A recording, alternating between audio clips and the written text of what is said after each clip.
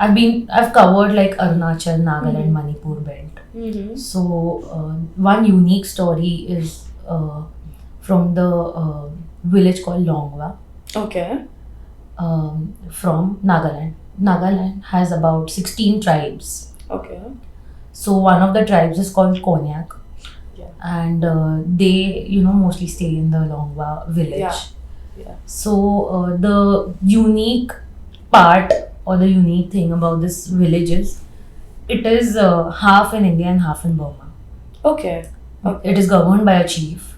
The Okay. chief's house is divided, like the kitchen is in India, the bedroom is in Burma. Wow. It's on the border. It lies Okay. on the border. Incredible. Yeah, and so the tribe is spread across Arunachal and Burma, both the Okay. sides. Okay. And so back then, like in 18th century or something, people they didn't have jobs, right? They had they would grow their crops and they would have their land, cattle, whatever. So the major conflicts were about land, Okay. like whose land is who, Yeah. kabza karte hai and all of that stuff. So I had a chance to visit that village Okay. and speak to the local and all. So it is such an intense story, for them they cut the head of the enemy. Oh, okay. So Headhunters. that tribe is called headhunters, like literally headhunters. Okay. And when we went over there, that was this is like the last generation of headhunters. Those are alive. The man that I met was about 87 or something like that. Okay. So they would cut the heads of the enemies and they would get it back and hang it outside their house. Okay. And eventually outside the community, Yeah. space. So the more the heads, the more it shows the bravery and the achievements of the tribe or the person.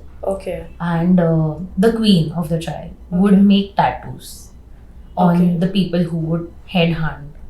So the more the number of tattoos a person had, the more brave he was, and the bravest was the face tattoo. So I have some pictures which I'll show you later on, like completely, like their faces are Covered in covered. tattoos. Yeah, not like some design Ha, ha, ha. design or something, but yeah, completely covered with tattoos. Or hands, there are tattoo, leg tattoo, and all of that. That's so like And for that was a traditional way of making tattoo, not like the machine. machine, yeah, obviously. Yeah. So, so for every head that they hunt, Yeah. they get a tattoo. They get a tattoo. And Wow. the more number of tattoos they are, their social status increases in their community. Okay. But eventually in 90s, 1990s, Christianity came to Nagaland. And slowly, people started converting over there. So Konyaks were the last tribe to, leave their thing and okay, we'll convert. Because Christianity offered them education majorly. Okay. So they don't have to kill and, hunt and all these things. They are more educated. They can do better jobs. Yeah. So they gave them livelihood, basically. Okay. And they are very happy about, some people are not happy about converting, but they are very happy that they converted because their lives have progressed so much after that. Wow. Okay. So basically, headhunting was because there was no other livelihood. Yeah, And, because there was nothing to do, right? Back then, Yeah. what did you have? Like, there were no jobs. People just had their land, their farms. And what would they fight about? Taking away each other's land. land. Wow, incredible.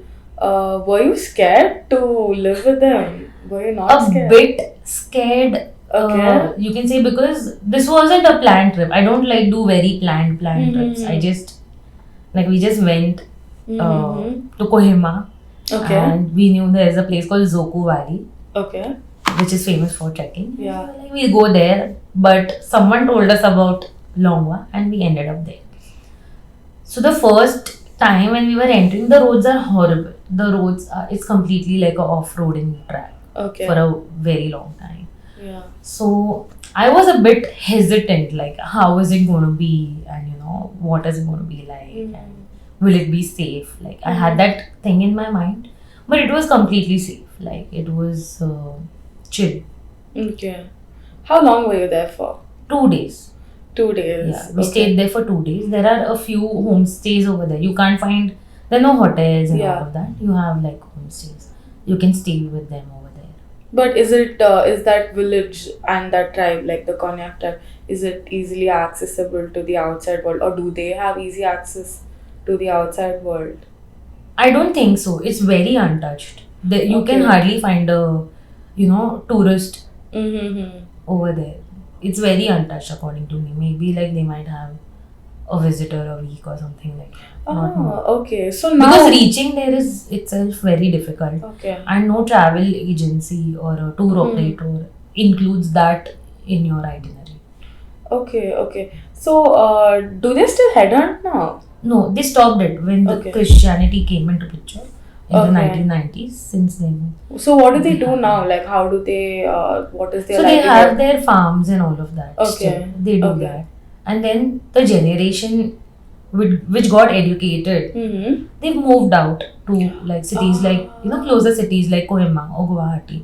Okay. They're doing their jobs. They progressing in life. So obviously they have their Modernization has happened. modernization has happened. Oh, okay. So like I have a family picture of this guy where the head hunter is wearing like very local stuff, like Okay. what they wear, Okay. and their granddaughter is wearing like a ripped jeans. Oh. So it's a very contrasting, scene Yeah. there.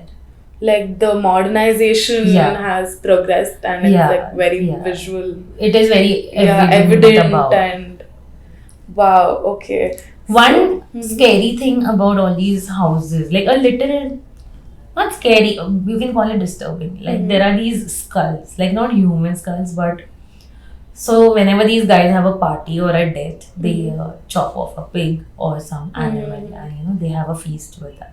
And then the amount of skulls they have, that's the amount of the celebrations Okay. they've had. So they all have like those hanging outside the houses. So that is a little bit disturbing. to You me. stayed in somebody's house? Yeah. Okay. And I'm a vegetarian, so I would be like a little paranoid about it. How did you survive? There's rice everywhere. Okay, so on rice. Just on rice. Yeah, rice and some Okay. basic curry, whatever they could make.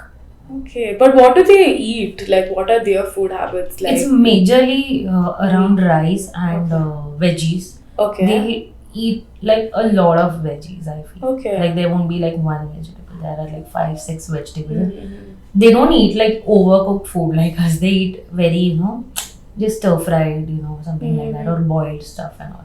Mhm. They have access to gas and Yeah. Now electricity. they do have now. Okay, now. Yeah.